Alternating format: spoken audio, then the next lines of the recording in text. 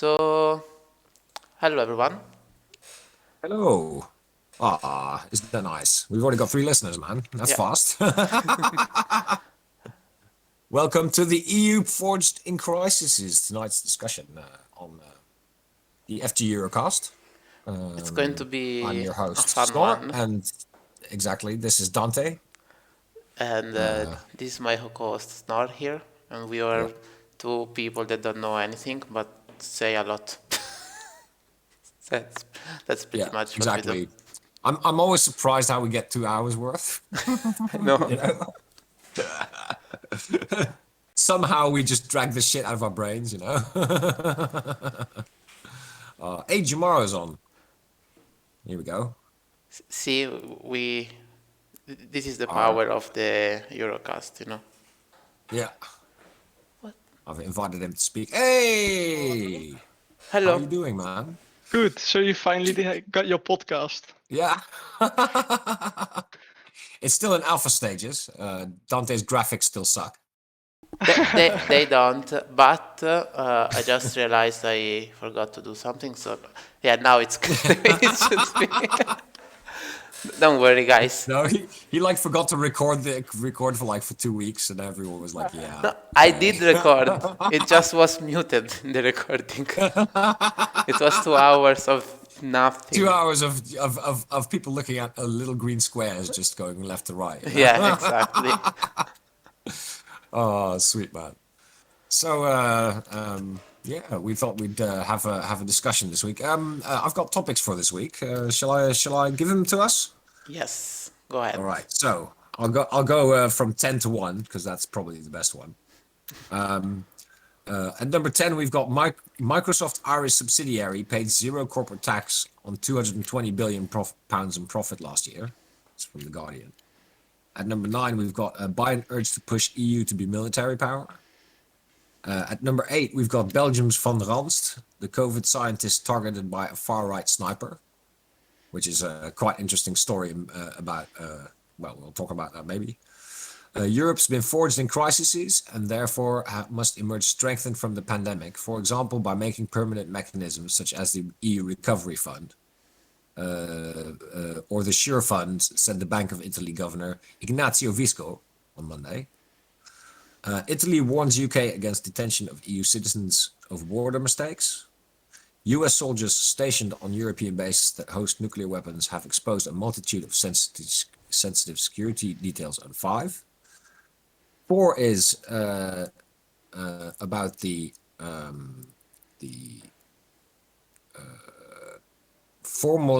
EU is formally allowed to issue debt worth several hundred billion euros. And this Danish is the Secret first. Service helped US spy on Germany Angela Merkel at number 3. And number 2 is the EU will soon adopt a code of conduct for how 27 member states should interact with the UK. Yeah, it's still going on, Brexit, guys. At number 1 is the European Public Prosecutor's Office, which has opened up and might start prosecuting countries. So, which subject shall we choose tonight, guys? I think we should start with the title, right? Yeah, that's a good one. So, That's a good way to yeah, start. I've spent all that reading, and you were like, yeah, he's just, we'll just start with what's in the title. Yeah, so the EU forged in crisis. I mean, we're still in a crisis right now. What's your thoughts on that, guys? I mean, will this strengthen the EU? Will we get more out of this? What will we get out of it, basically? So I would say that first of all, it has already strengthened it. One of the other topics we have is about the EU issuing its own debt, Yeah. which is historical. It's the first time since forever. Like it's the first time ever, and it's a big step. It's something that there is a reason why it has never happened, and it took something like COVID. It's the idea that the EU can issue its own debt means that the EU is almost a country by now, and if it has its own money, that makes the EU as an institution far more powerful. Because at the end of the day, it's all about who has the resources and the money. And if the EU can have its own money, it can start. Obviously, right now it's just the beginning, but in theory, in the future, it could do stuff even if the member states don't necessarily agree and don't. Even if they don't provide money to do something, the EU can have its own money to do that. For example, that's like The, a step the, towards independence, kind of almost. yeah, the EU will be more independent from its member states in its decision making that way. Oh, that's good. Yeah. I think it's also once the EU gets a power, it'll never lose it. So this can only expand as well. It's going to this might actually give us a monetary union at some point. As with something that we actually need. The rule, right? There's nothing more temporary. There's nothing more permanent than a temporary solution in the EU, right? Yeah. So exactly. Yeah. So basically, with the COVID crisis as well, we're seeing a lot of things happening in healthcare.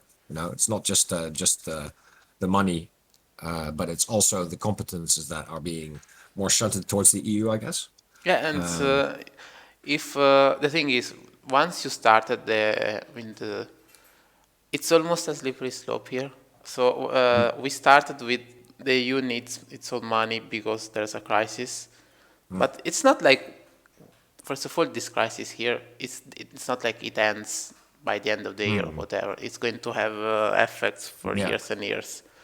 Exactly, and then it's not like we are not going to have any more crises. We have something like a climate issue going on, and that's going to cause a few issues. Just a few, for example, some countries I live in the fire. Netherlands, it's not like it's not going to do anything here. So, so I'm actually 3 meters above sea level, so I don't know if I should worry or not, but still. For example, if everything drowns, I can have refugees rent my top floor. Yeah. It would be great if you didn't have to live on the boat. Yeah. Exactly. So climate-wise, the new Green Deal is being touted very much, but what I don't see is Frans Timmermans, the EU Vice President, doing much. He's quite reclusive at the moment. I haven't seen him in the news touting the new Green Deal. So I don't know what's going on with that. At the end of the day, the way it's been done. Each member state has its own recovery plan, and they are supposed to implement green tech in their green stuff. But it's up to the member states. It's them that propose projects and stuff. It's not the EU. So right now, there's not much Timmermans can do. At least the way they have set up the whole conversation here. But as I said earlier, it's not like, I don't think it's going to end anytime soon.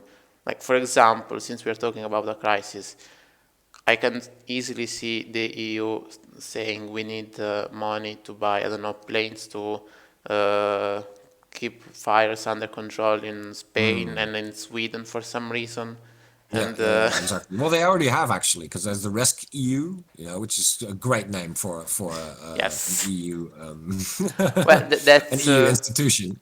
That's just a cooperation between member states. It's a way for member states to pool together their resources. Yeah, exactly. But there's nothing new in there. It's just it's more disaster risk management than actually. It has its uses because, for example, Italian planes would go to Sweden if Sweden needs them and Italy doesn't. Or so all the equipment that is used by them is not the EU's equipment; it's the member states' equipment. Exactly. Yeah. But each member state puts them in the pool, so in some way you can use them across the EU. But as I said, if, for example, we start getting to the point where, as it has been the past few years, that literally everyone is going to have fires. Spain, Yeah. Portugal, Greece, Yeah. Sweden, Greece, like Italy. Yeah. Italy for sure. I still don't understand how Sweden was the thing.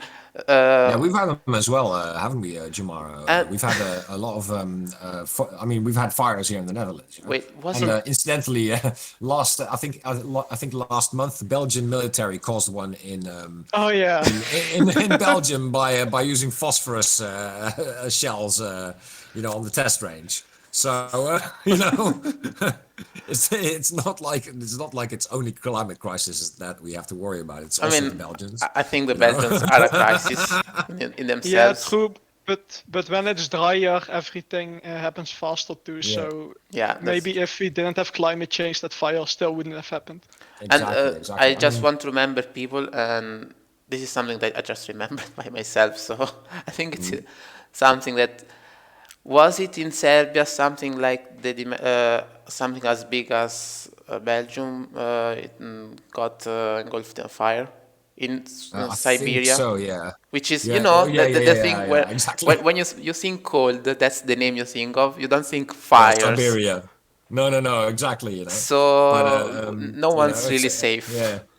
But to come back to the subject, I mean, when you have like a rescue and what I'm kind of wondering, right, is because the EU is created in crises, that each crisis basically puts the focus on a different part of the EU that needs an upgrade, and therefore, what aren't we seeing a kind of creeping federalization here? By pooling more and more resources and money that is supposedly the member states', Yeah. into organizations and locking that down. You're basically having to provide more finances for those areas. So you get more and more parts of the EU which are federalized, as it were. It's not just the equipment or things like that, but I think it's also important to look at the financing of it. Yeah, obviously. When you get that. Yeah. I mean, federalization via crises has worked before. I mean, the American states started working together because they had a crisis with England. Yeah, exactly.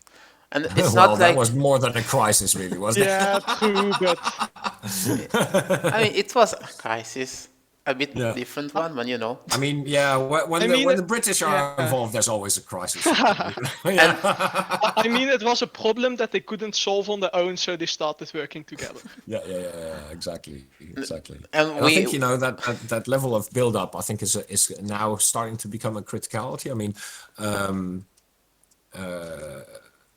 we are starting to see more and more of a pulling together of these events, and people actually accepting it within the EU. I mean, a new study came out this week by the Eurobarometer about the level of support of the EU and the way people perceive the European Union as in being a coherent part of their of the crisis that we're dealing with now, the COVID crisis. And from that Eurobarometer, we could see that most countries support the EU. We're talking about 70, 80% support. So it's solid support, and that's been holding for years now. So we can see that more competences maybe given to the EU by crises. I mean, how do you think about that? the thing is, when it comes to giving more, it's not even just power, it's just letting the EU have a way to deal with stuff. Yeah. Pretty much everyone always agrees there. It's not, the thing is, we can look at it on the whole issue of like federalism and having the EU united and stuff. But when it comes to, at the end of the day, it's simply what's the most efficient and best way to do stuff. It's by doing stuff together.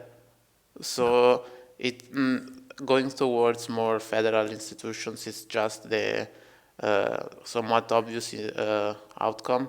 The same way as, for example, the EU started as just a coal and steel community, and then we ended up having the need for a arbiter of a judge that says who is right and who is wrong, since we had such close economic ties. And then by then we decided that it's better if we just have the same laws. And then we said, okay, let's make a parliament. And it's been that way since the start. It's always like we have an issue which is obvious, because we solve it kinda by making an institution that can take care of that, and we always do it as the smallest step possible.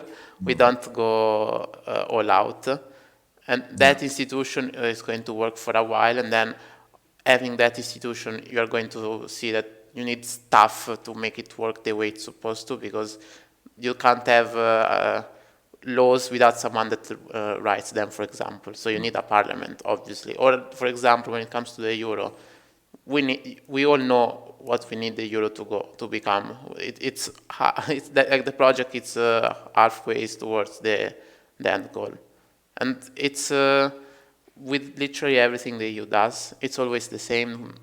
We always have small steps that each step by itself might not be the end goal, but it makes the end goal more. It's not just desirable; it's literally needed, because you are making an institution that needs future institutions to work. So it's almost like a way for the EU to get power in the future by just saying, yeah, we'll do this, the smallest step, but in the step we are going to put all the conditions that after a while you're going to say, oh fuck, okay, let's do the other steps. That's kind of the way the EU works. And I think we are seeing with COVID as well, to some degree. We had the EU not having literally any power when it comes to healthcare, and people going, what the fuck, EU? Why people, especially at the start? Why doesn't it have this power? Or why can Germany stop shipments of medicines or whatever? Aren't we supposed to be one united continent? And that's when the EU started doing stuff, even if it didn't really have the power to do stuff. And it took a great advantage of that momentum, basically, is what you're saying. And exactly. It's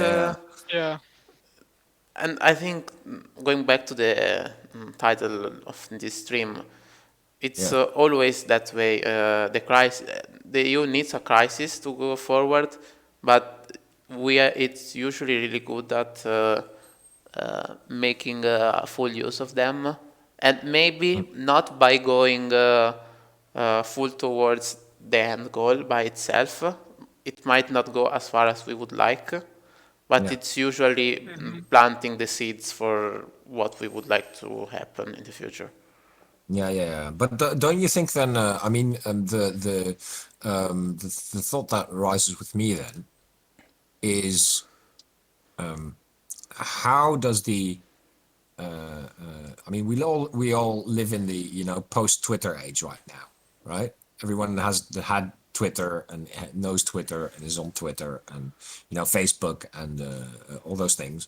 Doesn't that mean that there will be more smaller crises that will be able to affect the EU, and therefore drive it faster, as it were, towards that area?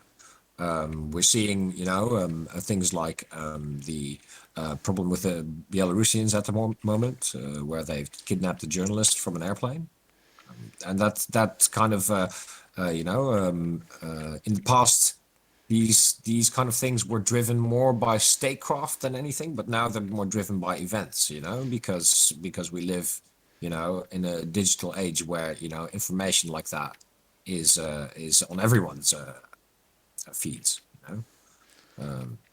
So what do you think about chances of, for example, new crises post COVID as well? The smaller crises also matter, as it were. I think that look at Eurocontrol, which now, of course, has a prominent focus on it because of the Belarusian issue. Everyone's looking at their websites. Everyone's checking out who it is. I don't think yeah. I agree with you there. Okay. Why?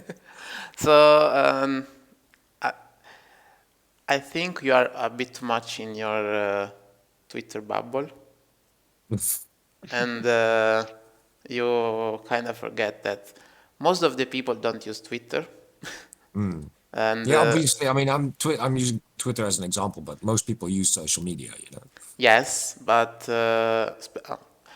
the thing is, first of all, Twitter is almost like a different beast, because usually when it's a trending topic or whatever, it's more like a Twitter thing than a Facebook or a Instagram thing. Yeah. That's usually you don't get outrage and trending topics on Instagram. That's usually not the way it works. But even then, what you need, what social media can do is start a flame, but you always need mainstream media to then pick that up and make it shine brighter. Let's put it that way. It's social media by themselves are not enough, but can be an avenue. But when it comes to people that like the common folks, when it comes to people that actually vote, you know, so 50 I and don't know. 60. I don't know. I mean, think of it this way: the only way that the EU does communicate with its citizens is through social media at the moment. True, and I mean, And no one watches them. The only way people see what the EU says is on their mainstream media relaying that information. Yeah, yeah, I yeah. mean, in the end, the leaders are the ones that decide when the EU is going to get more power and when not. And I mean, they care about what their citizens think. And the only Yeah. way outside of elections to know what their citizens think is unfortunately Social social media. media. Yeah, yeah. So it can look to the leaders of the prime ministers, etc., that the people think that something is important via social media. Yeah, yeah, that's true. That's the Oh, and politicians will basically get the idea that something is more important than it is. yeah, Yeah, exactly. Yeah, yeah. That's what I mean. I mean, that might be considered a crisis in their eyes. Then, Yeah, well, most of the people don't yeah, really care about it. It looks like a lot of yeah. them do. So social media then drives decision making, which drives the news basically, instead of the other way around. I think the thing is, this is one of those areas where it's the EU is quite divided. I don't think it's the way it works in every EU country. I think Well, you see that different social medias are popular in different countries as well and used differently. I mean, us and Foreign Gothenburg and we see very little French people. We don't see many, people from Portugal or the more Latin-speaking countries here. It's very rare, to be honest. well, that's because usually people living in those countries usually have their own internet because that's usually big Yeah, enough for them. Like yeah, Italians yeah, mostly are on Italian internet. We are not going yeah. to see many Italians on English Yeah, exactly. internet. You have to be able to go outside that bubble to be able to interact with it. Yeah. And you need to have a Yeah, reason to as well. It's not like usually yeah, you don't really have a reason to. It's not even just a matter of knowing the language or not. There are plenty yeah. of people that know English really well but don't really have any reason to go on English social media Yeah, or because whatever. it's more local, and but that also drives politicians. I mean, if something local has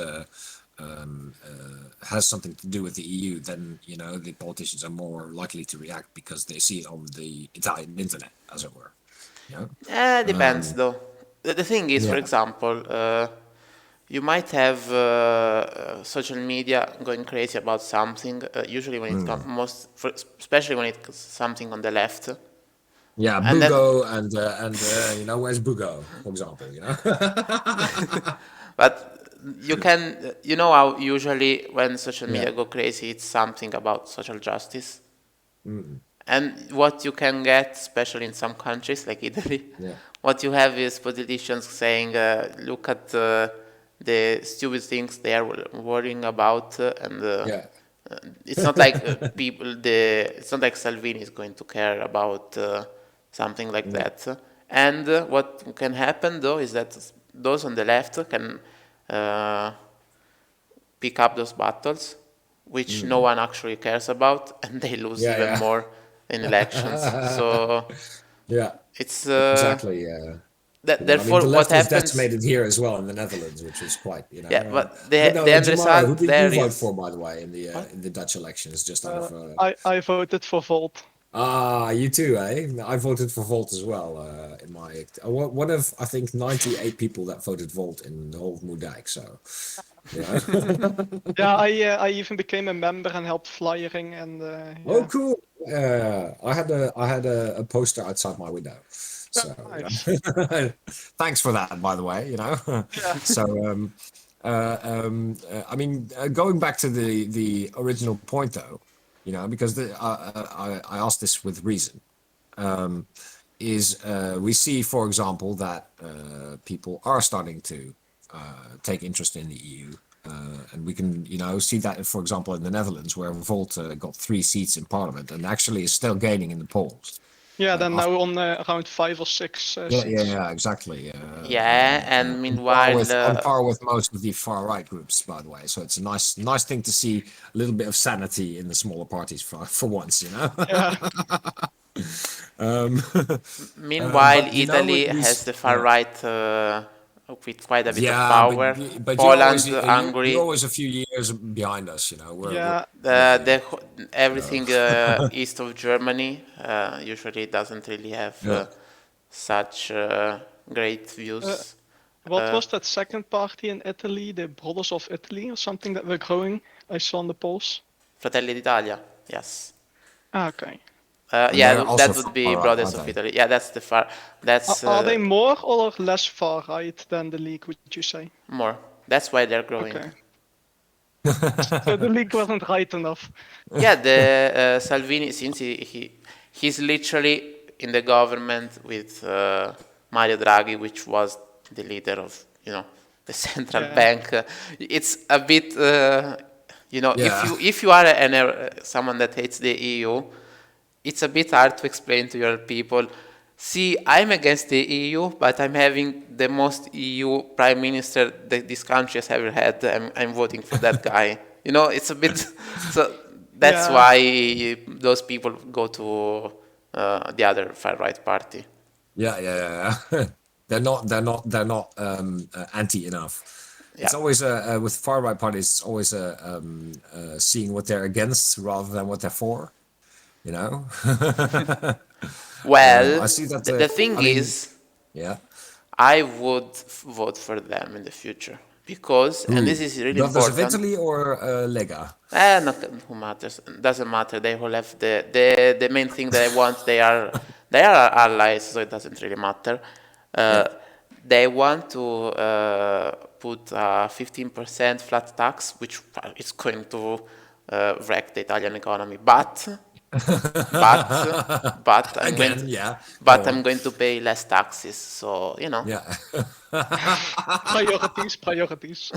Yeah, exactly. I mean, I mean that's like you can see the way someone votes, the way it changes yeah, Yeah. from when one is yeah, just like a university student or whatever and doesn't pay yeah. And taxes, then and exactly, when and that he pays changes again tax. when you have children.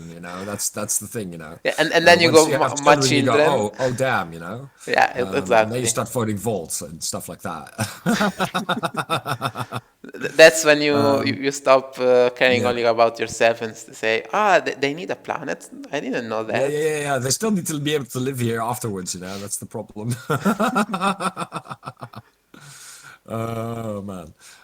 But the thing is that we're talking, about EU, developing in crises, and you do see that in countries like the Netherlands, like Germany, but also in countries like Hungary, that that the EU is incredibly popular and is used as a you know as something that can help citizens. So I'm wondering if that because local crises matter more to the EU now, as it were.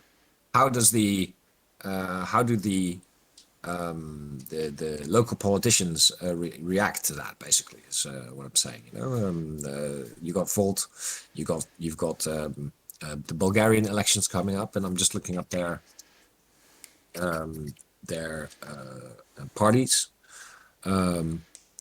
They've got the GERB, the Citizens for European Development of Bulgaria. That's number one in the polls and always has been. And that's their prime minister is actually from there as well. So I mean, there's definitely more of a movement towards giving the EU more power, as it were. But how do you guys see that going forward then? Yeah, Do you think that will increase or decrease, basically? Why? The thing is, I'm not as optimistic as you are about it, and Go on. I think Please enlighten me, so. I have to mention to everyone listening, by the way, I'm the stupid one here. So, this is why I ask stupid questions. Well, we have That was me. Jumaru this time, so there is someone smarter than us. Yeah, So, that's true. This is Debatable. But go on. so.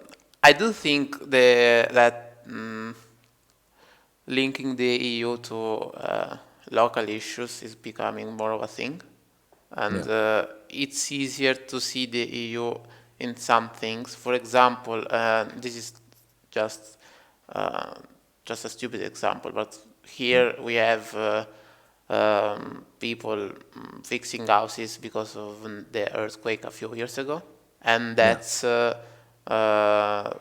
both national money, like Italian money there, and obviously, and there are some EU stuff in there as well, to some degree, as far as I remember.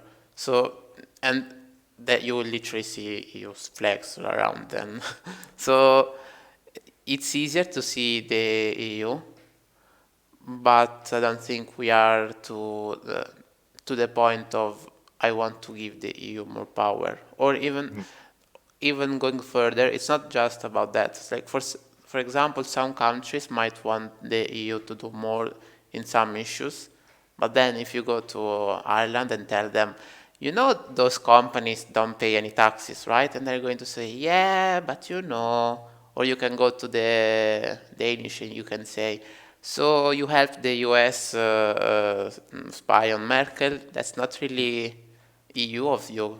And they're going to say, yeah, but that's how it Everyone works. did, yeah. So Realpolitik versus idealism, basically, is what you're saying. it's not really that. It's if it was realpolitik, it would be actually not what they would. That's more like doing stuff on the short term without really thinking of the long term. It's not really realpolitik, because if you actually were doing realpolitik, you would know that a stronger EU, it's better for you, instead of doing the small stupid thing in that moment of time and then being fucked up later. I think it's like Montenegro getting money from China, which sure in that moment kind of helped, but they got really fucked up later. And I think it's the same thing, for example, Denmark helping the US spying of Merkel. I guess they would I hope for them they got something out of that in that moment. Yeah. Because otherwise they're really, I mean, they are stupid, so maybe they didn't get anything. Yeah. That's the thing, But is that really worth it? A salient fact about that is that the current one of the current vice presidents of the European Commission, Margrethe Vestager, was prime minister at the time when this happened. So the thing is, did she know or didn't she know? Well, of course she knew. I think that, everyone thinks that she knew. So there's a lot of focus on her right now, which is actually quite amusing to watch, to be honest. And that's the thing is, it's even coming from someone that is somewhat. I mean, she's pro EU. It's not like she's against the EU, right? So yeah, exactly. Otherwise, you wouldn't be in the commission in the first place. You know, it's very hard to be anti-EU when you're part of the yeah, literal EU government, as it were. yeah, that's Yeah, a bit hard right now. But yeah, as I said, even her, I understand that it's Denmark, so it's not yeah, the same standard that we have. They're Danish, so it's not the same people. But you would expect a bit more from them that. And I understand that it's the Germans, but come on, it's in the EU. yeah, You shouldn't do that. yeah, So, yeah, and that's why I'm saying that it's easy to see people wanting a bit more, but it's always more about the short term instead of maybe a smaller sacrifice to get more in the future, in the long term. And that's really exactly. one of the bigger issues when it comes to member states, both actually in their domestic policies, and even more when it comes to the EU. It's really Yeah, hard to see pretty much anyone by now doing stuff that takes years to give you results. It's yeah. it's really all about the short Well, term right now. it'll be, yeah. I mean, even when you look at, I mean, the commission is also a 5 year thing. So, I mean, every 5 years there's a new commission. So, I mean, that's as far ahead as the commission looks, basically. And, Yeah. we've seen, for example, when the Juncker commission finished and the Ursula commission started, that, suddenly there was no more energy. Drive towards diversification of energy was not mentioned in the State of the Union, those kind of things. And, for a fact then that, it's going to be a different path, you know? And then there's the issue that if you are going to do something long term that it's even hard to do, that's even worse because what you're usually going to have is the people that work for that are probably Yeah. going to get hate for that because every time you're trying something big that goes in the future, you're going to get people going against you. Yeah. Especially even just something simple as not in my backyard, that kind of Yeah, sentiment. I know. However, I mean, the counter argument to that is, of course, look at the new Green Deal, which is going to stretch over multiple commissions, which is going, Yes, but that's a permanent change, and no that. one I has mean, yes, it's getting a lot of heat as well, but it is being handled now. So no one has actually done the more radical stuff because that would mean they can't be in power in the next cycle. yeah, They yeah, can't go yeah, all out and risk knowing that yeah, that might work, but they are not going to get elected again. That's something that yeah.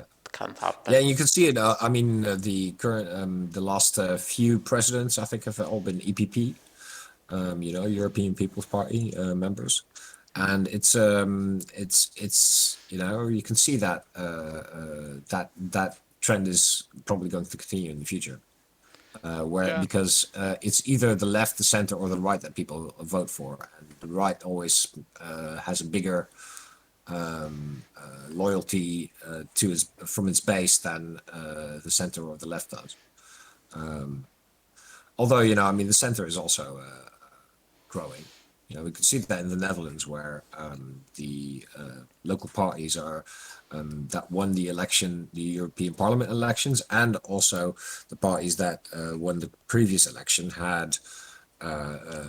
were all from the Renew Europe faction. So that's also a growing part of some countries in Europe. I think things are slowly shifting that way. But I mean, does that change in any way how we handle crises? I don't know. I mean, what do you think? Well, I guess let's see what Jamar thinks. Hmm. So say it again. So, so anyway, Maybe that was a bit too long-winded. I couldn't find the question in it anymore. No, to the be question honest. the question is, I mean, how do you think about what the EU does going forward with the changing of people voting more towards the center than for the right or With the center, you mean the liberals in the European yeah, Parliament well, and no, the I mean parties? liberal as in liberal in a country rather than Yeah. in a broader sense, because most of those liberal parties will be from Renew Europe. I mean, Exactly. does that actually change how the EU would develop in a crisis? I mean, would there Yeah. be more I mean, we could see it with Volt, Yeah, is that I what I'm mean, saying? if you ask me, with the crises, I mean, the center liberals Yeah. most of the time are more pro-integration. So if there is a crisis, they are probably the ones that are going to say, like, yeah, the EU should have its own money. Yes, we should have better border security with the migrant crisis, etc. Yeah. So if if the center keeps growing, which is one of the more pro-European parts of the parliament, then yes, the integration would go faster when we have a crisis. Yeah, Yeah, I think so. no. No. Why not? Well, I think the thing is, when it comes to Renew Europe, it's actually like two parties together. There's the central conservative and the central progressive parties together. Because if you look at Mark Rutte, he's not a progressive, he's just That's center. true. That's true. That's true. Are you really saying that Mark Rutte is going to go make the EU go forward, more Yeah, but that's the integration? same thing with the EPP. Yeah. So, I mean, True, yeah. I no, mean, no, and if you look at the liberal parties, I mean, then Mark Rutte is one of the more like anti-integration. The VVD is one of the more anti-integration parties in the liberal group, if you ask me. Yeah, but the thing is, he's not the only one. As far as I remember, the German Renew Europe Party there is the same. Was FPD, something like that? I can't remember. There are when it comes to Renew Europe, you have both something like I don't know. Is Volt still there, or they are there in the Greens? But anyway, still They're on the Greens. there are parties like Volt when it comes to, or like for example, in Italy, there's more Europe as a party that is in the New Europe. You have parties that are like those that are in the center but are progressive, and then you have parties that are just almost like classic liberalism, that is simply about being economically liberal and that, without really sharing the more progressive view. It's not like they're as much against the progressive views, but they're not as much radical when it comes to being progressive. So they're not going to really push forward. If you will tell me who is going to push more towards integration between the Greens in the EP and quite a few parties in Renew Europe, I would say the Greens would push a lot more. Yeah, true, but I mean there is enough still support, I think, for integration in the liberal group, and a lot of support in the Greens I mean the Greens have grown in the last election, so I think in general it's Snor is right that he's saying that the center is growing in that sense, the more pro-integration center. Yeah. Yeah. The thing is, when it comes to the European Parliament, at least, usually those parties that are less, for example, the Dutch ones that are less about going all in radical integration, they can be made to vote with the others. It's easier to make them fall in line, so to say. The other way around, you mean?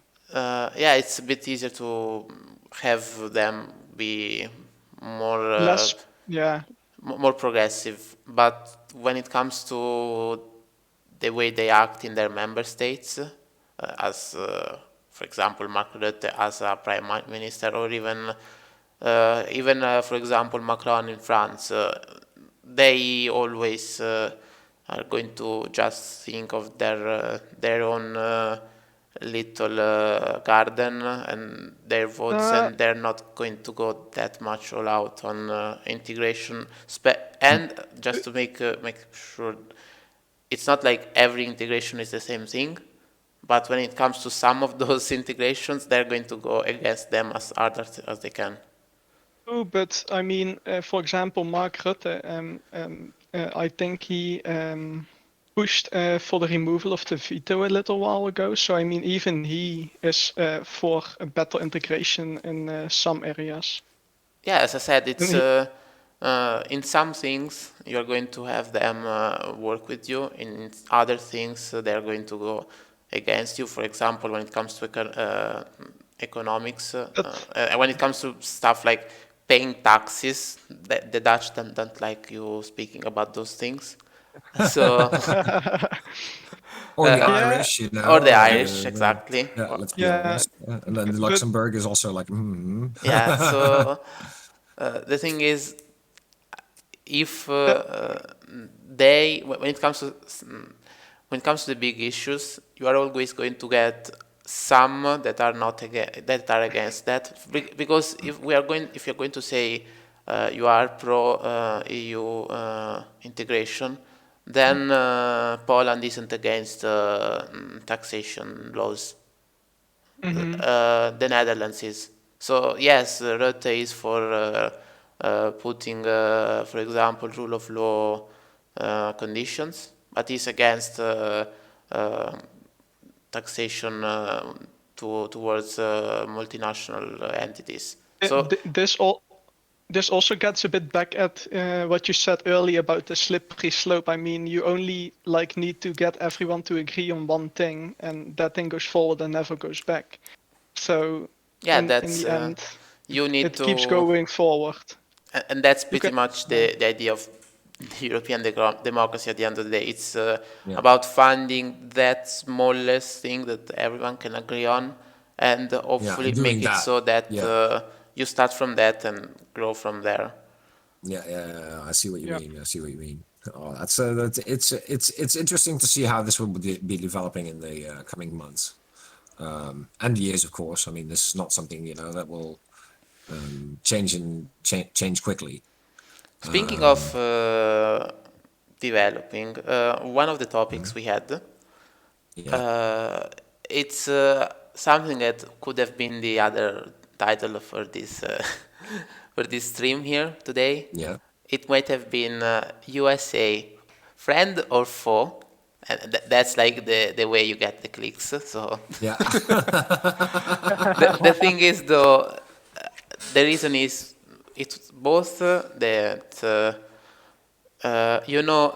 we have on one side them spying on Merkel, which is and on the other side you have Biden telling the EU that it should become more integrated, like military power, but without really saying what it can't say, which is become stronger but still buy from us, please. Don't buy from please yourselves. buy more F-26s. We'll support you in any way possible. Yeah, the idea please of put money in a new army so that you can sink money into that. Yeah, that's the thing, though, isn't it? It's very practical of him, by the way. I must say, I'm impressed. Yeah, but it's never going to be that way. That's not how European works. No. If we are going to get if we are going to spend money to get more military stuff, it's going to be in our own companies. It's going to be made in the EU. And that's why the US is like Denmark and the Dutch army that buy exclusively, basically. But that's because they don't make it themselves. If it's like Germany or France or Italy, they jointly or totally make the stuff themselves. So the smaller countries have less incentive. The only incentive they would have is like this security-wise better to buy it in the EU because we have closer ties with them. But that's the thing is, leaving aside for a second the whole issue of making a new army, which is going to take a long time, and we might be able to. But A lot has to change before that can happen.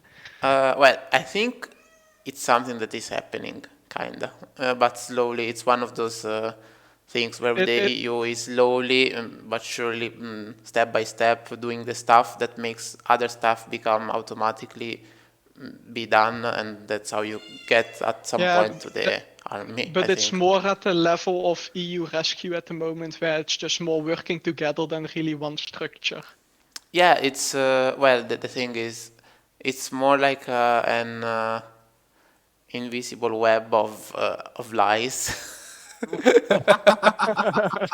It's like a web of having Deceit, basically. yeah, you have all the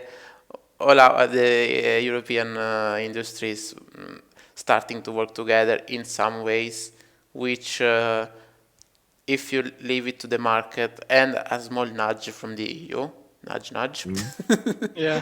that's probably going to go towards more and more EU army stuff. Like, Yeah.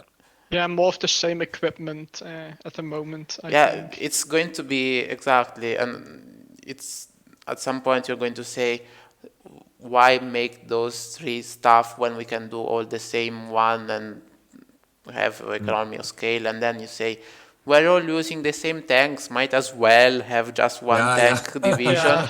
And then you But to be say, honest, yeah. let's make the army to command that division, and there you have Yeah. it. It's just going to take I a mean, we while. already have something like that. I think to me, the biggest thing is we don't have really a foreign policy, concerted foreign policy. I mean, you can see it, for example, in China or on what's happening in Russia. You know, there are a number of countries which Yeah. will stop action, you know, within the EU because it's just, you know, they either get money from the countries where it's, you know, I that we're mean, talking about, or a good example of that would be Libya, where Yeah. France was supporting the remnants of the dictatorship, and most Yeah. of the rest of Europe was supporting the UN government. Yeah, exactly. So you know, you get these situations where, you know, the EU doesn't want to follow its own policy, and, you know, I think that makes it really hard for anything like an EU army to really exist, because who's going to do what with it, you know? The thing is, Yeah, who is gonna decide what? Yeah. What is it for? You know, I mean, we have NATO, so you the know, thing is, that's though, I the think thing, it can actually be the solution to that problem. The Mm-hmm. the issue the EU has is, right now there is no EU foreign policy, because there can't be an EU Yeah. foreign policy, because the EU in itself doesn't have an army and can't do anything else. At most, what the EU can be is a forum for member states to decide on stuff to do, and then you can Yeah. at most have them vote and have the other be compelled to do the same thing that they all voted for. But it's not the EU I- doing something; it's the member states. Yeah, it's really difficult to like influence the rest of the world when you don't have an army. The only way the EU can go after its foreign policy is by economic means, but Yeah. nothing else. Like, That's it, let's say basically, the EU has a foreign policy, and it says something happens, and without going like full out war, simply, for example, let's say in Libya there is a humanitarian crisis, and you would need to send a small battle group. The EU doesn't. It kind of has battle groups, but let's pretend it doesn't, because it's kind Yeah, of like it doesn't. it doesn't have battle groups for those purposes. Yes, and even then, it's not like they are still member states people. So if the EU had a foreign policy, what would it be? Would it be like telling Italy and France and Germany to send their armies there and command their army? That's never going to happen. Yeah. There's no way that's going to happen. No. So On the so other hand, if the yeah. EU had its own army, that would be a lot easier to send around Yeah, the those problem stuff. is, I think that I can see what you mean, but the problem is, I think there as well, is that we don't really we can't really employ those forces, you know, within the EU, because the EU has Article 4.2, which is, you know, specifically states that national security will only remain with the member states. So I mean, to do Yeah, something like that, you know, national, to have a not concerted international, foreign though. policy, you would have to have something outside the EU, you know, with a number of countries which which deal with it, because there's no way to get treaties changed through. To be honest, there will always be No. countries that will veto it, or that will, require something that something for something else. I mean, that would be a really hard process. We've seen the EU trying Yeah, to. there would have to be a real big crisis to make a treaty change. Yes, crises. There we're back to the original subject. Yes. So what we need to do, So we have to engineer a crisis, people. Can someone just call Putin for us? yes, That would be nice, That's where it Maybe always threaten comes to to, Or right? maybe Erdogan. We really need a new external enemy, you know what I mean? Yeah, but Yeah. it has to be Russia. Turkey isn't Yeah. going to work. It's like They no need- no they one need is to going to care threaten about to- Egypt, Turkey. maybe, Yeah. Egypt wants to invade Italy. Yeah, no. Oh, they don't even have ships, I think. Ethiopia wants to take revenge. They want to. Yeah. No, I don't think that's going to happen. I No. mean, it's going to be very hard. I mean, Biden can say yes, we want a stronger EU, but is that nothing more than lip service to me? Yeah. And- At this point. He doesn't really want a strong EU either. Like, yeah. he I would, think that the biggest reason he is saying that now is because of he wants to stand out against his predecessor. Because Trump was very anti-EU and he wants to be more pro-EU now Pro-EU, to yeah, say yeah. we're back to normal, we like yeah. working together, etc. etc. You can still trust us. Yeah. yeah, but We're back definitely to not spying on you right now. that's back to normal though. Back to normal. Yeah. It wasn't Trump that was spying on Merkel. Yeah. It was Obama under the Democrats with Obama. And Biden was vice At president. Biden, yes. So he, So Exactly. when they it's say the they want European countries to have more fighters and buy them from the US. That's what they want. Yeah, definitely. And Buy I our mean- stuff. That's the most probable analysis, people. That's yeah. Which, by the America way, loves to make their war industrial complex happy. So I mean, it makes sense on their side as well. It's not like it's that much of a weird thing. The idea there would be we get richer and our allies get stronger. Like it makes sense. It's not like there's win-win, right? It's not like a villainous plan or anything like that. It's not like there's anything evil in that. But the issue is that on our side, we would like to be independent of the US, have our own army. Which is goes back to I guess, in the initial point. Can we consider the US an ally? Can we consider it an enemy? Is it how should the EU deal with the US? Should we? And this is both about. I know it's easy to look at what Trump did and think we are back to Biden, so it's okay, kinda. But I just want to. I don't know if it's not just remind people, but it's simply just look at how the a US. cautionary tale from Dante, exactly. It's not like Trump did anything. I don't really think Trump did when it comes to ruining a relationship. I don't think he did much. It was already that way to some degree. He just made in the open. He just made it more in the open. Yes.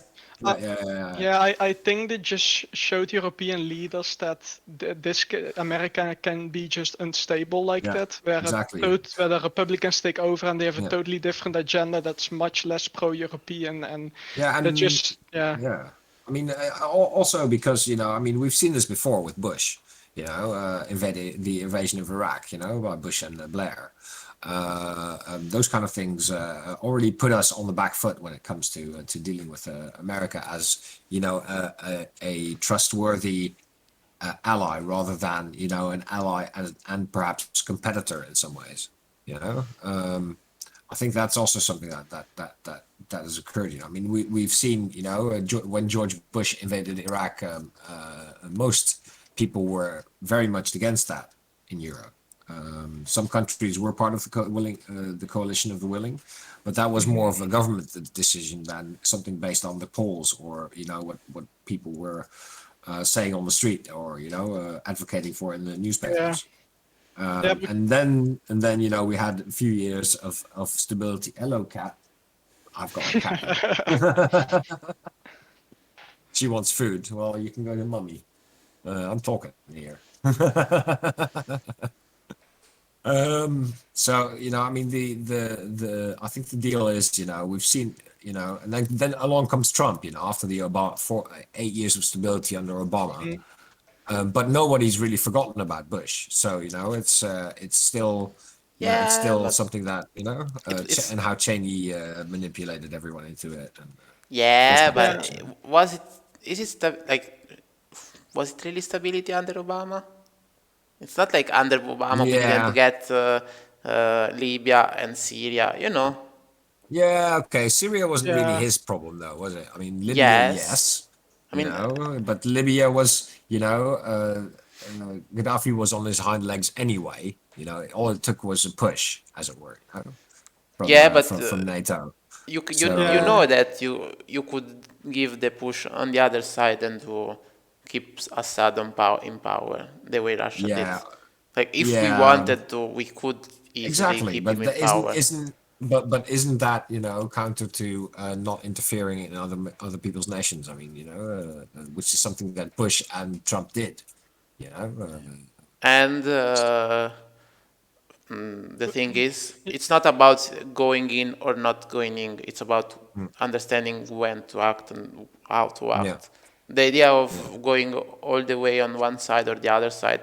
For example, when it comes to Trump, the Mm. people say our European leaders were angry at Trump because he wanted to go back to being isolationist. He Yeah, didn't yeah. really did. If your issue He is didn't dig. his, He didn't dig It the yeah. whole global thing. He just went America It first. it That's, it comes down to that before Trump and maybe a bit earlier, but in the past we always thought that it wouldn't. We weren't afraid of Russia because if Russia invaded a NATO ally, the US would help. But when exactly. Trump got into office, the leaders really started thinking, would Yeah. he really help if like Russia invaded Yeah. Estonia Yeah. or Latvia? I mean, the invasion with the current defenses would be Yeah. so fast before the Americans could really get there with any force. The country would probably be have taken over, and maybe the US would think, nah, isn't worth the Yeah. effort. Exactly. It's in NATO, but I won't launch my nukes.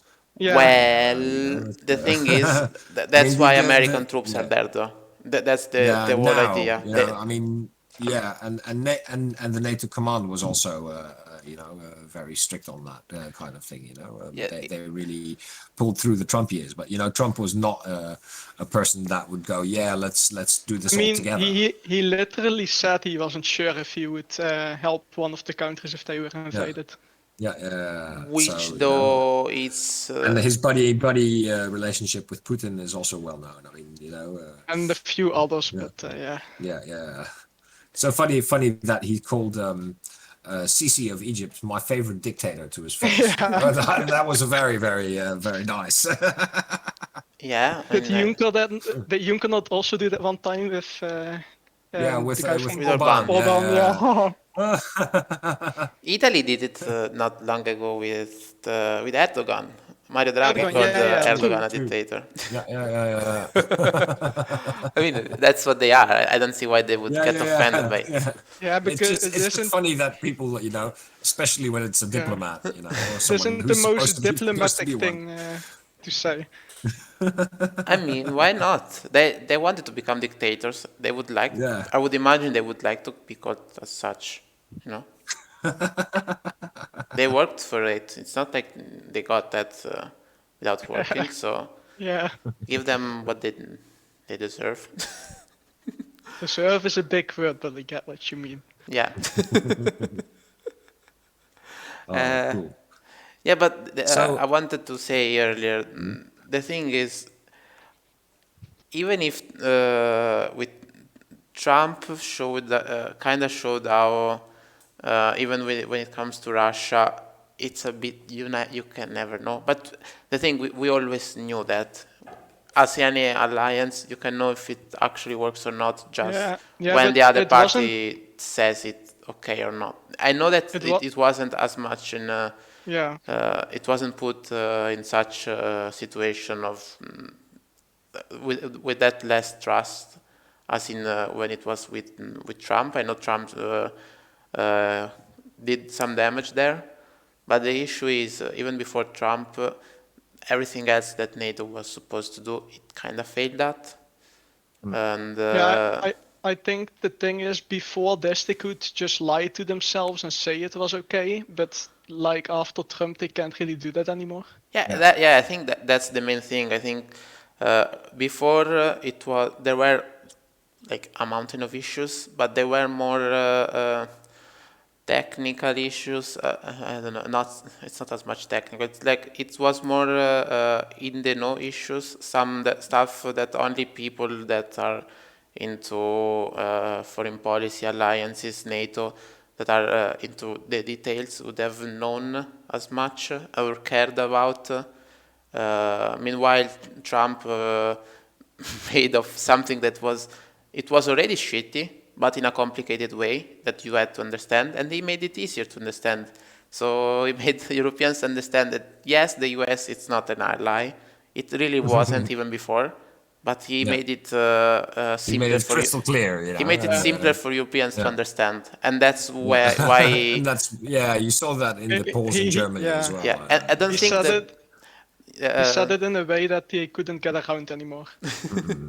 And I don't think you earlier said that made European leaders realize that the US is not as much of an ally.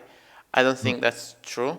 I don't think European leaders were that stupid to think that the US was that much of an ally earlier. I mean, literally, Merkel they were spying there. That's not what an ally would do. Imagine if Russia did that. We would be like almost asking to go to war for that. It's not.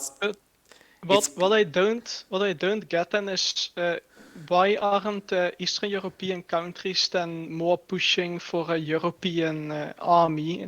Because most of them are still very much going after the US. Because the thing is, as I said, European leaders knew, but it was a complicated issue, and most actual European citizens didn't know shit because it wasn't something they did care about. But Trump made it easier to understand.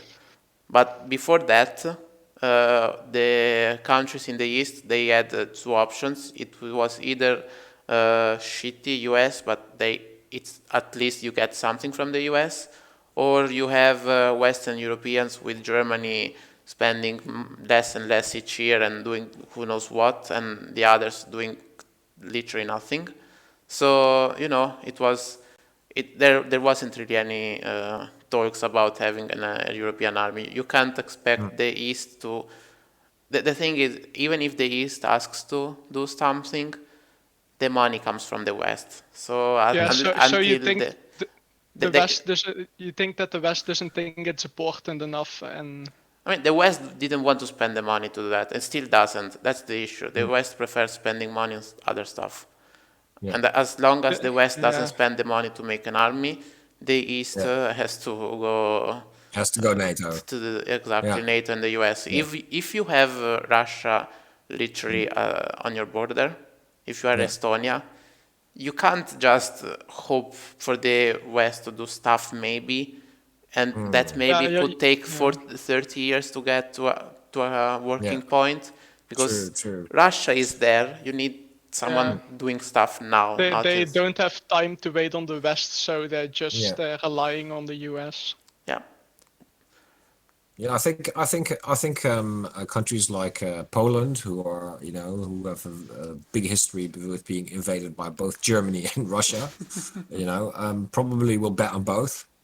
But again, like Dante said, I don't see how the European army could really start without the Western countries going, yeah, we really need it. And, geographically, we are shielded from any big crises by the East anyway.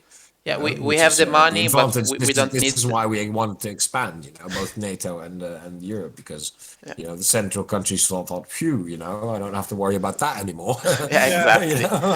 Now I can spend my money making roads instead of worrying about that. Yeah.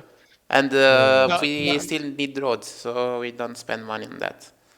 The Western countries like, I can spend it on healthcare, now let the US spend it on military. Yeah, which is. What Trump said.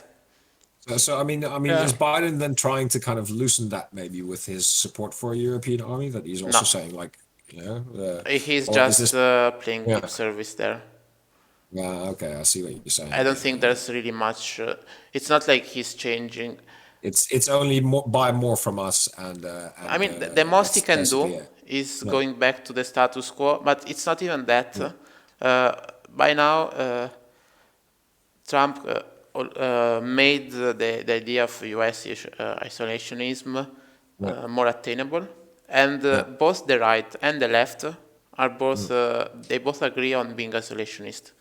They Yeah, both Yeah, agree and that the U.S. should stop being the the police. policeman of I, the I world. I Yes, Yeah, also think the US doesn't want to spend a lot of political capital in Europe because they're mm. really focusing at China at the moment. Yeah, yeah, yeah, So they exactly. just want to keep it. They like saying the things they want to happen here a Mm. bit, and they try to help us with Russia a bit, but they're not really Yeah, invested yeah. much anymore in Europe. Yeah. Yeah, I think when it comes to the Far East crises, Europe is really trying to just go. That's too far away from me. I don't want to really get involved. I mean, you can Yeah, see that they're already doing that with Northern Africa. Beyond the coastal states on the Mediterranean, people really don't want to care about it. Both politicians don't want to talk about it, and the rest of the rest of Europe also doesn't want to talk about it. I mean, yeah. Man, I was speaking to. it's literally each one Yeah. its own borders. Nothing else. Yeah, Everything we're very, very, far for we're them also doesn't very matter. isolationist, and I Yeah, think the fact that we've now got a common single market also kind of goes into that. Finally we can say we've got capacity enough to make our own iPads and make our own decisions internally. Have an internal market that actually functions. Whereas before, when we didn't have that, Schengen and integration and stuff. That was we didn't have the each country had to have its own production capacity. Is what I'm saying. It was much more small scale. Now we're but seeing Europe big. we were So self-sufficient back then. That was nice. yeah, Italy used to make computers. yeah, okay, That but that, they that weren't yeah. were very good. yeah, but I mean No, they I were don't see that happening. For example, with modern day technology. yeah. I mean that's more of a global issue because Yeah, the US has the same with semiconductors and rare earth yeah, materials. I mean, like 65% of the rare earth metals come from China, and like yeah. everything that's digital needs it. Yeah, that's true. However, that's mostly because we don't want to. We and no other country really wants to have that incredibly dirty industry in their country. Because I mean, True. there's plenty of places to get it. Norway has a stash. There's some in the Atlantic. Yeah, it's Even not. the Netherlands I, has I, access to some I in the mean Caribbean. that's also why we still Yeah, have less and less mining yeah, in Europe. We're all outsourcing that kind of work to other exactly. countries. We are green at other people's expense in that Yeah, case as well. Which is and I think it's with when you're the, looking yeah. at the European army, it's that also figures in. So what We you're saying don't. here is that what we should instead go learn from the French and have an army made of Africans, Yeah, which they can get European citizenship after a while, yeah, yeah, yeah, and yeah. that's Oh, the yeah, way you yeah. make the EU army, and that way, Ah, that way you don't even have to worry about any member state saying you are wasting I don't know Italian so lives or Dutch yeah, lives yeah, yeah, yeah. because they're Exactly, not. So exactly. you You can do you just whatever. hire an army. Yeah. Yeah, well, no. Instead of the Foreign Legion, is what you're saying. You're saying the European Legion. Yeah, the European Foreign Legion made Yeah. of Africans and stuff. Yeah, yeah, Africans Yeah. and Afghanis and Yeah, whatever. I And don't at the end of care. it, when you've served your term, you become a European citizen. Yeah, That is a solution. I mean, I haven't seen that before, to be honest. that would solve quite a few issues. Yeah, yeah, yeah. All right, guys, we have to make Dante the next European Commission president. It has to happen, guys. Dante, can you quickly go infiltrate a political party of your choice? We'll make the rest happen. So, I'm not sure if. And maybe become of one of the technocrat yeah, people in the exactly. government in Italy, and then you can become commissioner. I could become the. No, I can't. I can't become the president of the republic. I'm sorry. I think I'm too young to do that. Yeah, Shame, you have to be an shame. old man in Italy to do that kind of job. Yeah. I'm sorry, guys. I tried. Maybe in Yeah. 30 years. Maybe in 30 years. Besides, Yeah. Mattarella isn't that bad, is he? No, I mean, he's not bad, but we are going to get someone new in a year. Yeah, who is it that's going to be there? Do you know? Berlusconi. Is that already known? It's going to be Berlusconi, obviously. It's going to be Berlusconi. Oh, great. Finally, we can use him. I mean, it's not going to be him just because he's going to die before that, but because he has a few health issues. But if he didn't have them, he would be the next president here. Come on, all he needs is virgin blood and an injection of plastic every now and then, and he'll be fine. But we don't really have many of them in Italy, you know. This is maybe a bit off topic, but how has the new Italian government been doing since the new prime minister? Yeah, tell us. I guess fine. The thing is, it's not like it's been mostly managing COVID. So I guess on that side, when it comes to vaccines, we are doing quite well. So they haven't done any big things yet. No, I mean they didn't really have much time to them either. But what they did is the thing is they sent the recovery plan, and you are going to see if they're going to do a good job or not based on how they. What they do with that money, or. Yeah, exactly. I mean, it's mostly going to be that. We are not really talking about too many laws and stuff right now. Now it's all about COVID and the recovery plan. So at least when it comes to COVID, I think they're doing quite well. When it comes to vaccinations, Italy is doing well. I don't know if. Yeah, exactly. It's doing quite well. We looked at that last week. We put up the graphs and the percentages, and it was Italy was ahead of most countries actually. Nice. Countries that went Sinopharm or Russia.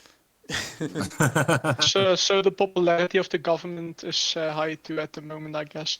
Yes, but the thing is, this is a government. It's a government which is impossible. A national unity government, right? With almost every party except the Brothers of Italy. Yeah. Yes, so and that's only because they're new, you know. it has its days counted. It's not like it's going to keep going forever. So you think after COVID it will fall apart? It's not after COVID. It's going to be before the election of the new president of the republic. So that's when is that exactly? Next year. Next year. You think Draghi will leave then too? It's not like he leaves. All you need is Salvini to vote against them. Yeah, that's true. Or Forza Italia. Why would they? Which party is Draghi from then? Because that matters as well. He isn't from a party, right? He's not a party. Independent. That's what a technocratic government means. Yeah. That's like the only thing when a the country only thing that goes can really beyond. Save him is the continuation of this crisis, and that looks very unlikely. No, the thing is that doesn't matter. The crisis doesn't really matter here. Do you have any hope that he can make any real changes while he's still prime minister, or not really? Well, I mean, it's the thing is, we are talking about Italy, which is a quite complex country. You can do stuff to make it better, but it's pro and a con. You can't easily change such a massive system with just one law or whatever. It's you can do changes. It's a multi-year thing, and Draghi just doesn't have the time for it. It's not even it's not even just that. Even like one legislature, which would be like 5 years, it's even that it's not really enough to do enough. You can do somewhat of long-lasting changes a bit easier when it comes to social issues, but if we are talking about systemic issues and economic issues, those take a really long time, which is why when Salvini with Lega and Movimento 5 Stelle, they were in government, it was just those two, and with all of their wacky ideas, they still didn't manage to really fuck up the economy too much.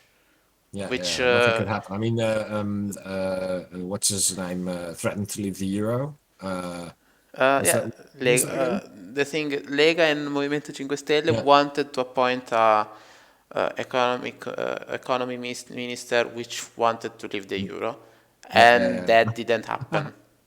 So Yeah, can't do it. Sorry. yeah, that's what I'm saying though. Even it's like a double-edged sword, I guess, kinda. Italy is it's like an unstable mess, kinda, but it's really stable in that situation. You can't Yeah, really it's stability and change. instability. Yeah, It's incredibly interesting to watch, to be honest. It's like the Leaning Tower of Pisa. You're seeing that yeah, it's not right, but it's always that way. It doesn't change. Yeah. it's very stable at being unstable. Exactly. Yeah. Oh, sweet man. So I mean, if we're looking at the at things like the Netherlands, where we are still trying to get the coalition government going, That's gonna take a while. that's gonna take a while. Yeah. I'm kind of hoping, I mean, since you Yeah. voted for Volt, what I'm hoping for is that we're going to see Volt in the cabinet straight away. That would be very nice. I think the problem with that is the only way we're going to get Volt in the cabinet is if the VVD can have someone, and the VVD would probably want Ja 21 then. Ooh, yeah, And Volt doesn't want to work with Ja 21, so it's so difficult. I mean, yesterday the two left parties almost walked away from it. So But It's It's a long go. I think we're going to it's going to take a few more months. If, you ask me. at least to figure this out. So while we are very stable at the moment, it's very unstable. Yeah. So kind of the reverse of Italy, if you look at it that way. Yeah. Isn't Volt a bit too much of good boys to be in a government with literally anyone else?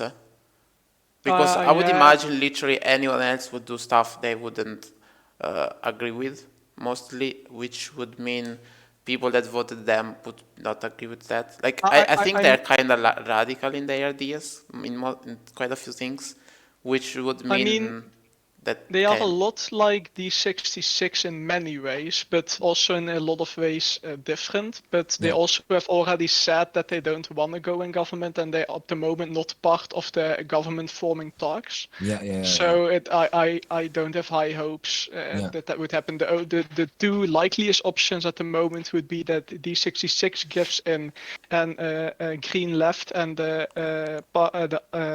Labour Party can join the government. With the Christian Conservatives, VVD and D66, or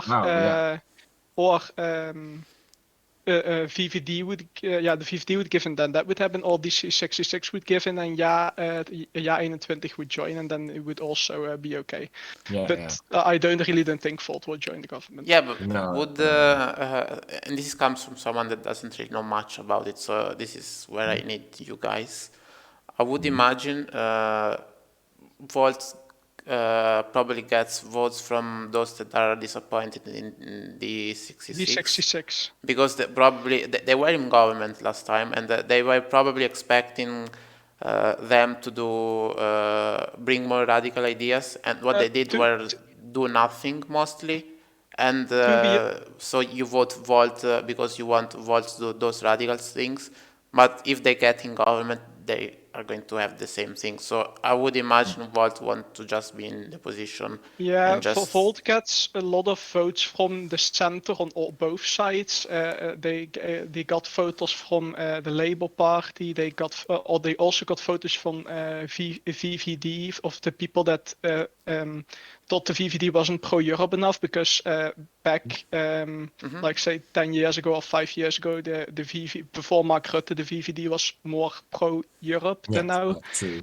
And so a lot of those peoples are slowly going to, if they hadn't already gone to D66, they are going to Volt, and then D66, of course, people that don't like what D66 has done in the last few governments also vote on Volt. And then you also still have a few voters from the Christian Democrats that also are a bit more liberal, and that also and pro-Europe, that voted volt. So it's a bit of everything, but mostly D66 and VVD voters that are more pro-European or didn't like what they did in the government. Yeah, so that means Volt kind of can't go into government. Yeah. Maybe next time, guys. Yeah, because I mean, if you- they do, they would lose all the yeah. votes they got, I would imagine. They did the poll under the voters and the party supporters from which party supporters wanted their party to go in government, and the Volt voters were one of the biggest majority that didn't want to go into government, 70% or something. So I really don't think it's Yeah, then they'll probably remain on the background. Though, I can dream. Yeah. I can always dream, of, in a few elections we have more special seats. Ministry for European Affairs. Yeah. The thing And, is, Volt at the head of it, would you really want that though? Because, as I said, if they go into government, I think that would burn them. Because they wouldn't be able to do anything, because it's not like they are the only party. So anything that they stand for that makes them different is the more radical ideas. And they're not going to be able to do anything about those. The only focus that Volt really has in the mind of the general public is pro-Europe. Yeah. And, yes, and since they're not going to be able to do anything that is too much pro-Europe that the other parties don't agree with, what are they going to do? Nothing. Just lose votes. The only government they would really join would be a D66-led government with a few other left parties, if that ever would be possible. But anything else on the right from that, or very far left like SP, I don't really think that will happen. Yeah, and I don't see VVD losing many members over it either. I mean, VVD members are always very loyal to their, prime minister, whoever it is, it didn't get much worse than the last crisis, and they didn't even lose any seats over it. So yeah, and I mean, before Mark Rutte, which is like years and years of government now. The CDA was in power, which is the Christian Democrats, and they are also quite pro-Europe. If the VVD ever were to fall apart, which chances are very small considering how they did in the last election and the polls afterwards as well. It's mostly the the Christian Democrats that are falling apart at the moment. Yeah, exactly. On the Wopke. What a name. He's the guy that pissed off Italy during the negotiations for the I remember that. The whole Southern Europe angry. Yeah. We're kind of good at that, left or right. We can always take a good piss out of Europe. The thing is, what I don't understand here, why would you vote Volt when there is a party made for you? Like?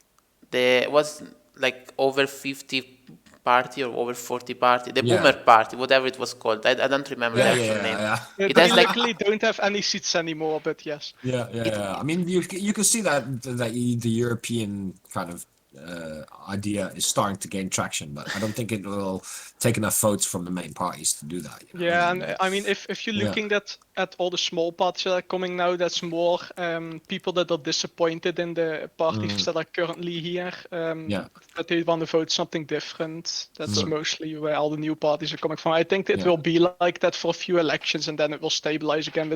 I think for the Labour Party and the Green Left will probably go together at some point, if you ask me, and a few other things will happen, and it will be more their reasonable amount. Only differ.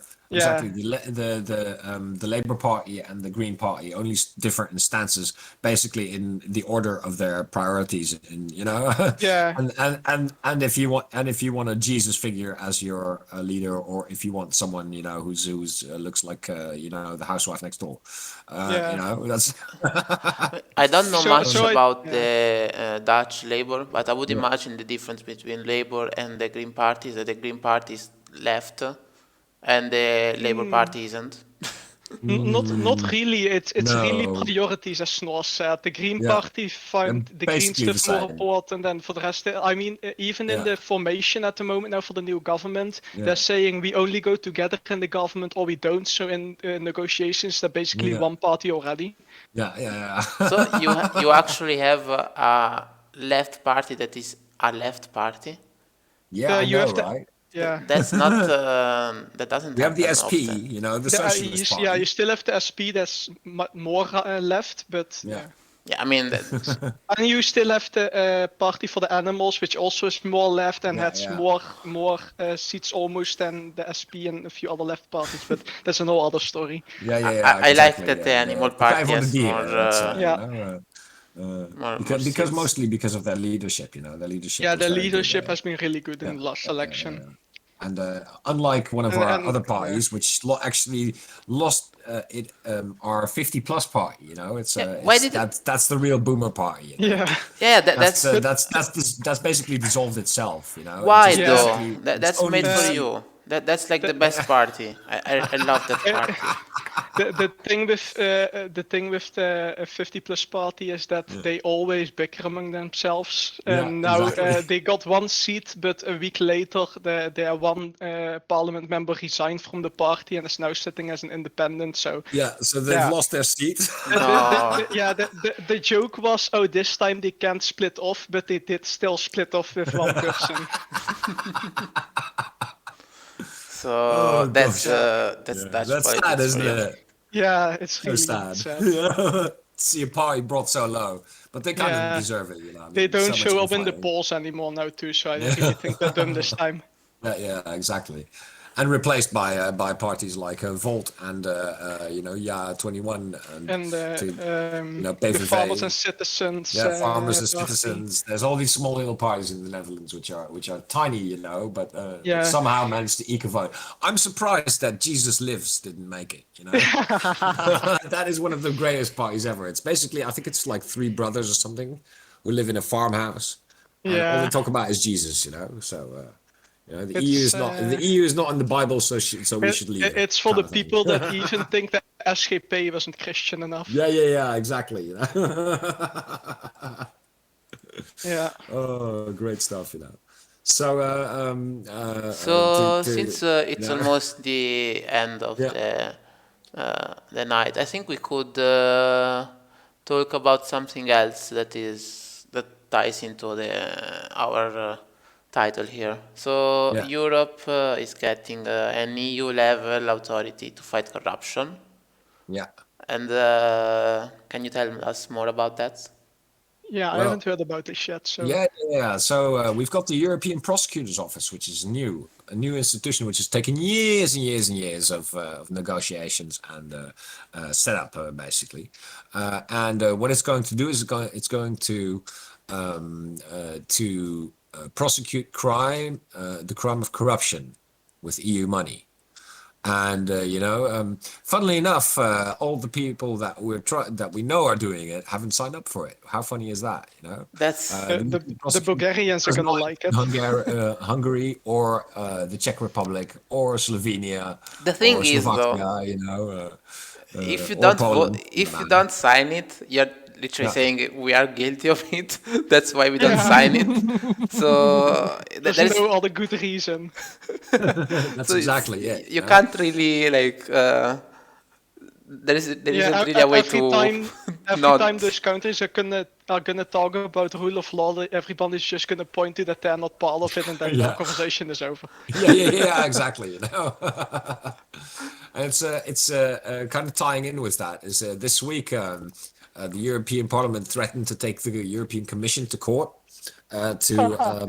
because they haven't been taking Hungary and Poland's infractions seriously. So, you know, at the moment it's one giant mess, and you know the European Prosecutor's Office is a great idea, and you know, actually, interestingly enough, Bulgaria and Romania are involved. I know that Vori, one of our members, is very happy that it's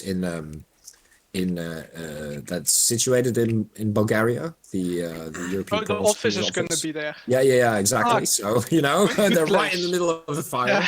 Well, you know, I think as Boris, far as the I know, current prime minister, is starting to sweat. Yeah. Especially when you look at the latest polls. Exactly, and the prosecutor is Romanian.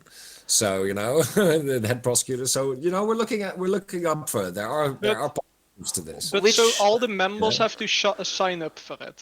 But You- have Bulgaria and Romania signed up for it? Bulgaria and Romania have signed up for it, but Hungary that's and good. Poland have not. You know, so we'll see what happens with there. I mean, it's basically Why would that be? I Yeah. have no idea. No, yeah, exactly. You I- are guilty, basically. I think but I'm not sure. This is something that we might have to check. But I think if you can sign it and be under its influence, or not sign it, and so it doesn't apply to you. But even if you don't sign it, it's not like it doesn't exist. So even if they don't sign the office is it's there. They can't do anything about it. The office can still say that there's something wrong in Poland or Hungary, but they can't do something about it. Exactly. The only thing they can do about this shine a light on it. But But the thing is, or, and the shine a light on the fact that they can't, get documents here. Or the issue is, I don't know that it's really going to be hard for them to not sign it, because, for example, I'm quite sure when it comes to Romania and Bulgaria, leaving aside what the government might do or say, when it comes to the citizens, they all have issues with corruption. Like, they all know that corruption is a thing, and they hate that. So they all love the idea of an EU institution that works against that. And it being an EU institution, it's even better for them, because it's a way, it's like a third party that gives them hope that it's going to actually do the job, instead of being corrupted by the system. Because a Romanian system within Romania is never going to be able to fight corruption, because it's never going to have the power to go in Romania, exactly. to go against Romania. I think more member states have that problem as well. I mean, the lead prosecutor in her first speech said, "No country is clean here." So she's going to look at everyone, Which, by the way, we are talking about Romania and Bulgaria because those are like the obvious ones. But be sure that there are going to be plenty of infractions, even in countries like Germany or France or Sweden or the Dutch. I mean, if they got to go to the Netherlands, it's better if they don't go there, because the Netherlands is going to be. The thing is, who will she choose first? It's not like it's an endless amount of work if she wants. I hope they get enough resources, because they're gonna need a lot of resources. Which I could see. Funnily enough, the European Prosecutor's Office is actually the European Public Prosecutor's Office, also named EPPO, and EPPO is also the name of a comic from the Netherlands. So it's like, oh, okay, we're gonna get the EPPO. That's fine, and then you have to pay for it, and we get your money. I've just looked it up basically. So the people that are non-participants and that may join at any time are Hungary, Poland, and Sweden. And obviously, why Sweden? Why? I mean, it's quite obvious. I don't get it. Why would you not get it? It's Sweden. Obviously, they have stuff and to. And opt-outs are also Denmark and Ireland. So, but Denmark is the new UK and opting out of everything. So yeah, that's true. that doesn't surprise me. Yeah. But like Poland, countries like Spain, Slovakia, and Slovenia are involved. Malta, that will be interesting. Who will she choose first? This is going to be it. Netherlands, I choose you. I think we'll see Italy. To give the Italians the idea that they matter. The thing is, during the elections, I think she should go to the Netherlands, because, for example, if she goes to Romania, sure, she's going to find stuff. It's not like Romania has that much money to pay. It's a home run. I think it's a good. I think it's a good idea if they first go after a country where you wouldn't expect it, so it doesn't look like it's just made to go after the Romania and Bulgaria, etc. Something that you wouldn't expect, so it can't be the Netherlands, because that's the obvious one. I mean, I mean, Germany too big. Germany too big. France. France and Italy, you always find something. Austria, Latvia. I think Austria. Latvia, they don't really matter. Yeah, but I think Austria would be a nice one, because it's the one that they would say we don't do shit, but they do, obviously. and it would Yeah, be funny. yeah. I think that So would it's either work. Austria or the Netherlands, then, is what you're saying. Yeah, but you said it has to be someone that is that you would not suspect, and I suspect the Netherlands, so that doesn't work. Yeah. I mean, Okay, I'm gonna get ready for this. You know. I mean, I It's gonna don't be want great, to be yeah? too tough on you, but Yeah. it's literally it's us I mean, having what? it's not really an example, but like in the pandemic, the government lost a few $billion that we can't find back, where we don't have the receipts for, so you never know, right? Come It's on. somewhere, you know. So, Sweet. are you telling me that the tax haven that is even worse than most of the other countries that are known for being tax havens can't find a receipt? Is this what Yeah. you're Yes. telling me? Yes. Wow. So, And Surprise, yeah. yeah. such I'm so surprised. It's surprise Pikachu face in here. Yeah. Oh gosh. Yeah. Yeah. Even Listen, we Chicho have, is we surprised have here. Chicho, don't be so exactly. That's what I was surprised. going to ask. You know, in the last 10 minutes, I do want to ask about Chicho and his OnlyFans. You know, how's the status on the Chicho and his OnlyFans? So apparently, it's pretty much impossible to get an OnlyFans account for some reason. It's really, really hard, and they don't want it to be about Chicho because they're Yeah, stupid. So Yeah. I'm Wait, going did I miss something or? Yeah, Chicho is for the people that don't know, Chicho is the cat of Dante. yes. Yeah, he's been Ah. featured here for a number of weeks, and our good Dante decided to open an OnlyFans account for him. So you know, it's kind of the topic of the day is how is Chicho doing, and So, which pose will he be making today? You know, it's, So they're not letting cats on the platform. Yeah, So sad. yeah. aw, So I'm that's too trying. bad. I think I'm looking for another platform to use, Yeah. and it's really important because I think by the end of next week, it should have its own passport, and the passport is going to be an EU one. That's beautiful. As You know? far as I know, I would that- like pictures of the front, though. You know? Don't all animals need to get EU passports? All pets? Yeah. Yeah, the thing is, do, there isn't an Italian passport for animals. It's just the EU one. Yeah. He's as I think that's more everywhere, European though. than I mean, us. I know that when I got my cat. Here is also yeah. an EU only. Yeah. Yeah, You get an so EU passport for that. when it comes to Oh, cats, that's sweet, man. I mean, there's they've got only more one rights than we country. do. Oh my Yeah. god, you Yeah. know? Call the Partij voor de Dieren. Yeah. Call the animal parties, guys. You know, animals are finally more superior than us because they have EU passports and we don't. If they We have to start have these voting, shitty let's member hope. state stuff. If the animals start voting, let's hope they're a bit pro-European. Yeah. Oh, I think we'll have to leave it here, Dante. Yeah, I think. I think we've managed to talk 2 hours full of shit. complete bullshit as usual. I So want to thank Jamaro as well. Thanks for joining us, man. Yeah, it was very fun. nice. Yeah. We'll do it. We'll drag you in another time if you don't mind. Sure. You know, see you when you're available. Yeah. Every Saturday, people that are listening and watching this on Twitch and on YouTube, each Saturday at 10 o'clock Central European Standard Time, we will be talking about the EU, what's happening this week, and talking those kind of things. shit, you know. Yeah. Talking shit from the European It gets worse. perspective. It gets worse the longer we're on. That's definitely the case. And as First 10 minutes always, are quite coherent, you know. as always, you can find the VOD on Twitch and on the YouTube channel tomorrow, probably. Yeah. Or the day after if I forgot tomorrow, because that can happen. But it's usually at least by Sunday. You should find it on YouTube as well. Yeah, And see you next week then. See you next week. Bye-bye. Bye. Bye.